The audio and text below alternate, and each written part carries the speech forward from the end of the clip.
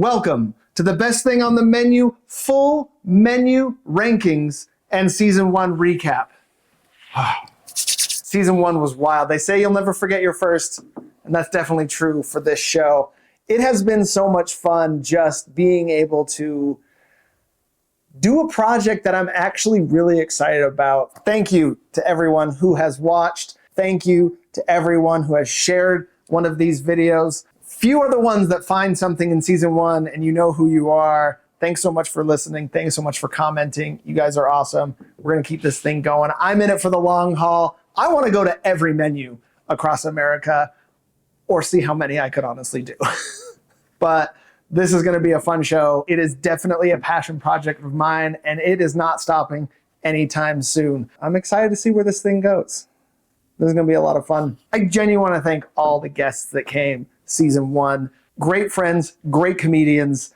And honestly, this show would not be any fun if I did it just by myself. So to bring in guests, bring a different energy to every episode, it really does give each episode an element of its own identity. And it's kind of fun to see different perspectives on different menus and think of perspectives that I would never even think about. Except Carson, he's never right. But it's not enough to just find the best of every menu. Every season, I am going to rank all of the menus that I've tried so that way you know what's the best menu of all the menus that we've had. I know, kind of a tongue twister. Every season, I'm gonna go to 10 restaurants and we're gonna find the best thing on all of those menus, but that's not enough. Every season, I am gonna rank all the menus that I've tried from every season, having a running total season after season after season to find not only the best thing on every menu, but to find the best menu in the country. But let's get into it. I'm gonna rank every menu I tried in season 1 from 10 to 1, from the not so great to the can't miss. The ranking's gonna be 0 to 10, and I'm gonna tell you right now, the rankings are gonna be hard. I'm not throwing out 10s, but I'm just gonna tell you right now, anything 7 and above is a really good ranking. That is gonna be a solid restaurant. That's gonna be a place worth going to because there's gonna be so many restaurants. I definitely have to keep these rankings a little bit stiffer because there's going to be so many. These rankings are gonna carry over season to season and we'll have a running top 10 menus season after season after season. And we're gonna see which restaurants withstand the test of time and the test of other menus that I'm going to. So without further ado, let's jump right into it. Coming in at number 10, Taco Bell with a 4.3. This is not a great menu. There are great items. My number 1 drink, and it appeared more than any other episode, Baja Blast, is at Taco Bell. You've got the chalupa, and I love the chalupa. You've got the cheesy gordita crunch, which is basically a chalupa, but it's not a great menu. They're missing a lot of things that other fast food Mexican places are doing. Let's just start with the ground beef. It's almost like a paste. It's not taco meat. It's ground beef, sure, but it's like a paste, and it's just, there's so many things that Taco Bell could improve to really, really bring up this menu. But this menu is just the same 6 ingredients packaged in different ways. It's not a great menu. It's not a diverse menu. So coming in at number 10, 4.3, Taco Bell. Thank you for the Baja Blast. I will always be grateful to you. Thank you for the chalupas. I will always eat you. But other than that, it's a very forgettable menu. Next, coming in at number 9, I was surprised at how low this restaurant came in. I had much higher expectations. Coming in at number 9, Famous Dave's at a 5.2. This was the most polarizing menu of season 1. There are fantastic items and there are terrible items. Famous Dave's stretched both extremes. And I think this was the number 1 restaurant of season 1 where you could go in and have completely different experiences based on what you ordered. If you went catfish with a basket of shrimp, roasted chicken, and a bread pudding, you love Famous Dave's. That place is awesome. But if you go in there and you have cheese curds, the brisket, and don't get dessert, you're not gonna be happy. You're gonna wish you went somewhere else. You're not gonna have a good time. It makes me sad because Famous Dave, their corn muffins, incredible, but you can't build a menu on a corn muffin. They used to be so much better. Famous Dave's has really, really come down several notches. There are some great items. That roasted chicken was one of the best cooked items of season 1. But judging the menu across the board, none of the sides wowed me. There's a lot that can be done to really improve that menu, but be careful at Famous Dave's because you can go a couple of different ways. 5.2. Number 8, we're improving. Scores are getting better, but coming in at number 8, Domino's at 6.7. Domino's has some really, really good items and some best ofs the entire season. But that whole sandwich section is abysmal. And I have to really, you can't have a whole section be that bad and score super well. Those sandwiches have got to go. There is no reason anyone should or would ever want a sandwich there. The pastas are so much better. The pieces are so much better there. It doesn't make any sense to me at all why they're even there. If you're gonna make them good. So the sandwiches, I had to really ding you on that. And also, pizza's not great. One of the weaker sections of the Domino's menu are the pizzas. I would be the happiest person in the world just getting garlic knots, specialty chickens, and a brookie, because that brookie was fire. So there are fantastic things there, but the menu as a whole really has some weak sections to it that need to improve.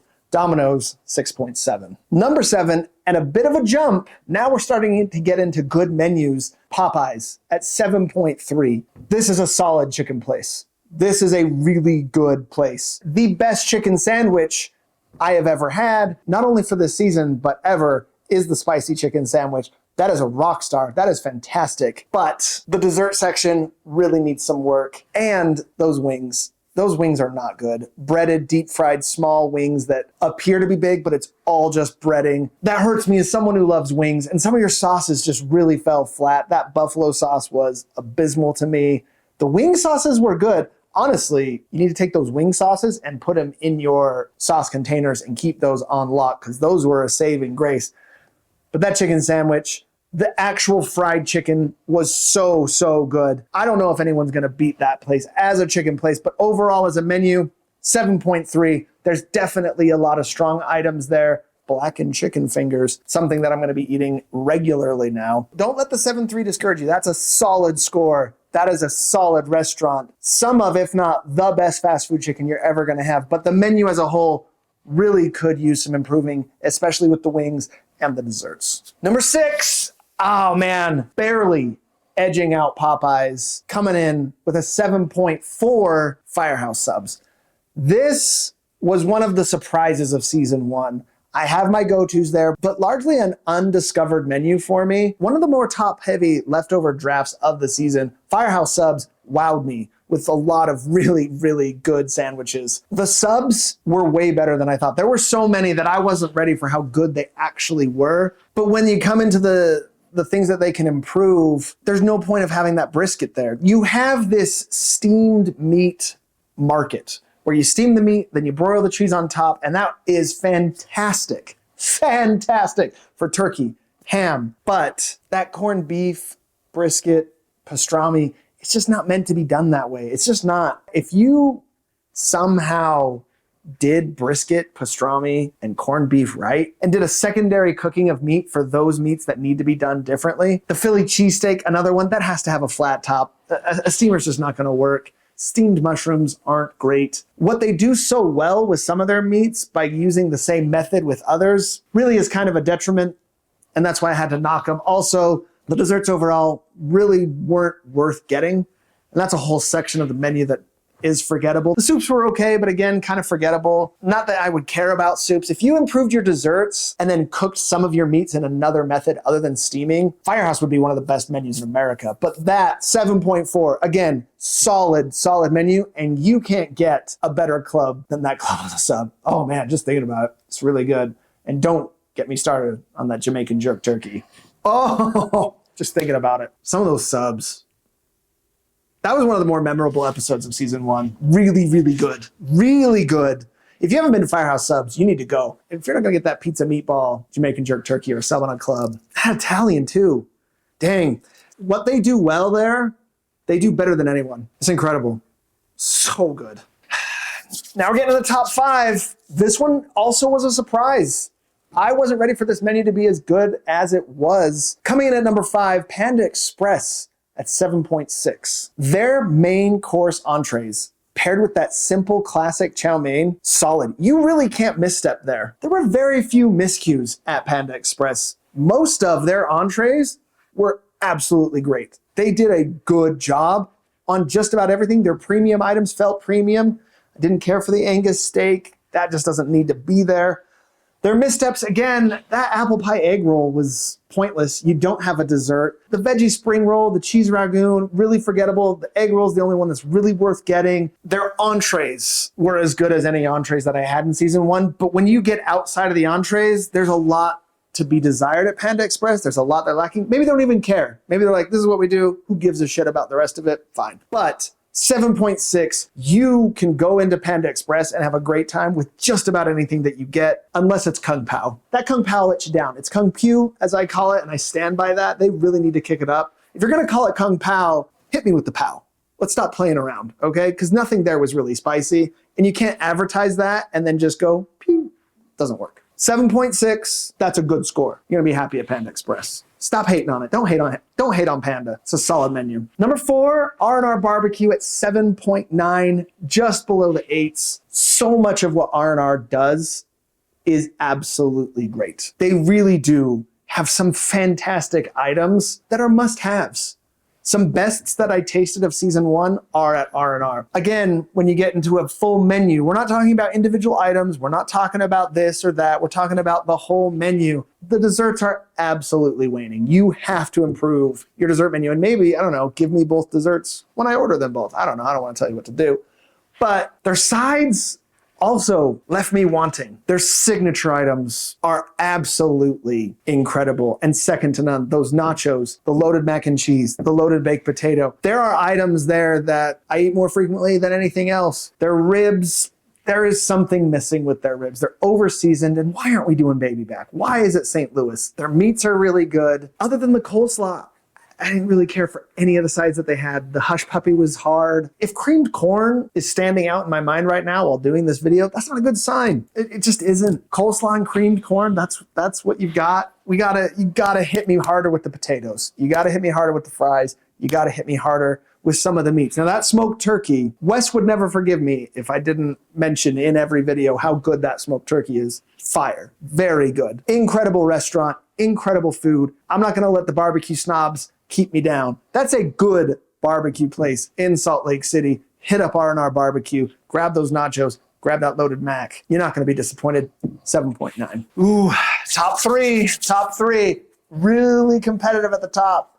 Coming in at number 3, the best fast food in the country, Arby's, at an 8.6. This is a menu. This is the best fast food menu in America. I can't imagine a fast food place beating Arby's. I think 8.6 is as good as it's gonna get. This is a menu. They have everything, and every section has a fantastic option. Undeniable. The curly fries, best fries in America. Additional sides, mozzarella sticks, jalapeno bites, both incredible. Sandwiches, they have so many different types of sandwiches. How do they do it? Honestly, it's not just the roast beef. They've got gyros, they've got fish, they've got chicken. Then they have a fresh market section where they have a turkey bacon ranch out of nowhere, crisp lettuce. I don't understand how Arby's does it. And after all that, some of the best turnovers you're gonna ever have in your life. This is a complete menu. This is what I'm talking about. When you want a fast food place that's gonna give you great in every area, it's Arby's. If I had a critique, their chicken strips could definitely improve when you see places like Popeyes, like KFC, and what they're doing. If you're gonna compete and you're gonna have chicken, that's something I wanna see that gets a little bit better. But overall, that restaurant slaps. So good. Arby's doesn't mess around. 8.6. Keep doing what you're doing. Maybe fatten those strips up a little bit. That's a solid menu top to bottom. Number 2, this one was hard because I actually graded this restaurant harder than I probably would have if I didn't work there. But number 2, coming in at 8.8, it's the Olive Garden. You can hate on this restaurant all you want. And if they would have kept the best items that used to be on this menu would be in the 9s. But I still have to give it credit at 8.8. Again, just like Arby's, every section has fantastic options. The Olive Garden does not miss. Meatballs Parmesan appetizer, fantastic. 5 cheese ziti, shrimp scampi, fantastic. Soups, fantastic. Zuppa Toscana, you're not going to find that anywhere else. The salad is fire. The breadsticks are great. The dessert, the strawberry cream cake. Best dessert of the season. All of it's at the Olive Garden. You can't miss there. You can't miss. You're going to have a great time. Did they dumb down the menu? Absolutely. But if that menu put back braised beef tortelloni, steak gorgonzola alfredo, and the stuffed chicken marsala, those three things, I don't know how you beat that menu. It's fantastic. They have so many fantastic options. Buena Festa, one and all, to the Olive Garden at 8.8. Well done. Well done. Seriously. Oh, I just want that strawberry cream cake now that I think about it. And that leaves us at the top of the mountain for season 1. I'm sure you've already guessed it by now, but the best menu from season 1, it's a local, it's a favorite, it's the best pizza in my opinion. The Pie Pizzeria at a 9.1. Unbelievable. Top to bottom, this menu is well thought out, great ingredients, everything is made in-house, Olive Garden. They do what they do, and they do it really, really well. 9.1, the Pie Pizzeria. Again, it's a place you really can't miss. Some of the things that I thought were average there would be the best thing on other menus. Like their calzones, so incredible, and I'll never have time for them because I already know that barbecue chicken with bacon and red onion and the Greek are sitting there waiting for me. It's so hard to penetrate into my rotation at the Pie. The wings, best wings of the season were at the Pie. Meat right off the bone. But that said, I'm so glad I got to try everything on that menu because I realize how good that menu is, top to bottom. The pizza's second to none. 2 small improvements that I think would really send the Pie over the top. I understand the stuffed cheese sticks in the middle, but there's something that could be improved there. I think getting some cheese on top, putting a little more cheese in there, it really did feel like a breadstick with cheese instead of a stuffed cheesy bread. And so that, the more that I think about it, their breadsticks really could be improved. And those Cinnasticks, really, really bready. Maybe put some cinnamon sugar inside the bread instead of just on top. The Cinnasticks and that campfire s'more. I mean, nothing's better than a Pizookie. Nothing is going to beat that Pizookie, but you have to be there to get it. The Cinnasticks and the cheesy pull-aparts, those would be my 2 small critiques of how to improve that menu. But really, you can't go wrong at the Pie. You really can't. You're going to love that place when you go. Number 1 for a reason, the Pie Pizzeria. But I'm not going to leave it at that. Let's do some bests of the season. At the end of every season, I am going to tell you some of my best new items. Now, I can't think of a segment of how I want to call this segment, but at the end of every season, I am also going to tell you the best of the new items that I tried. There's obviously going to be some all-time classics, especially in seasons 1, 2, and 3 that are never going to be topped. You're not going to touch the Greek pizza. You're not going to touch the 5 cheese ziti al forno out of sausage.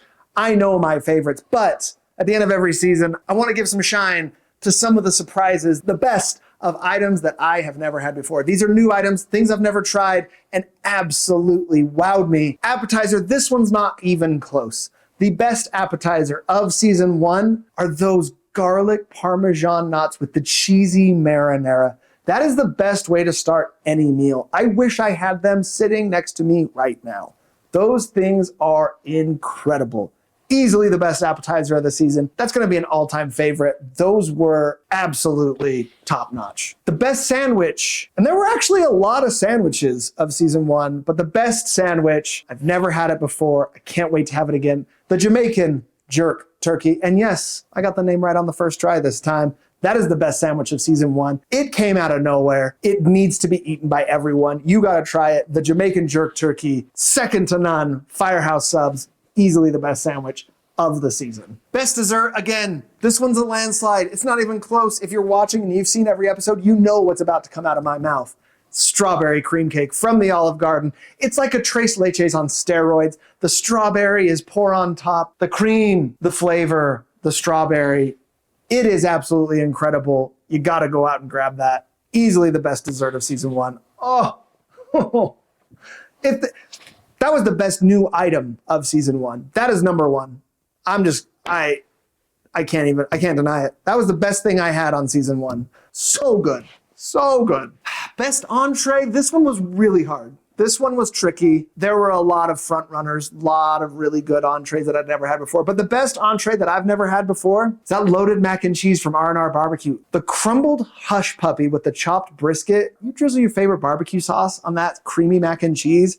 That's a full meal. That's comfort food at a 10. That was the best new entree of season 1. I will definitely be having that again. And the best side, this one's weird. I wanted to not say it was the best side because of the best entree, but the best side was Popeye's mac and cheese. It was so good. The cheese, the flavor. I wish that mac and cheese was the mac and cheese on the best entree. That would have just sent it over the moon. The best mac and cheese flavored mac and cheese. It was the best mac and cheese of the season. Best side of the season. I got to give Popeye's credit on that. That mac and cheese, that was fantastic. But that's it. That's officially the end of season 1. It's been incredible. We've already started shooting for season 2, and I know what you're asking. When does season 2 release? The season 2 premiere of Best Thing on the Menu will be May 8th. So be ready. Get ready for season 2. We got some great restaurants we're going to go to. We've already started filming. I am excited to release season 2 only because season 1 was so great. Thanks again so much for watching. Drop a comment. Let us know where we should go, where you think we should try for season 2 and probably season 3. But thank you so much for watching Best Thing on the Menu. We will see you May 8th for season 2. But the menu is...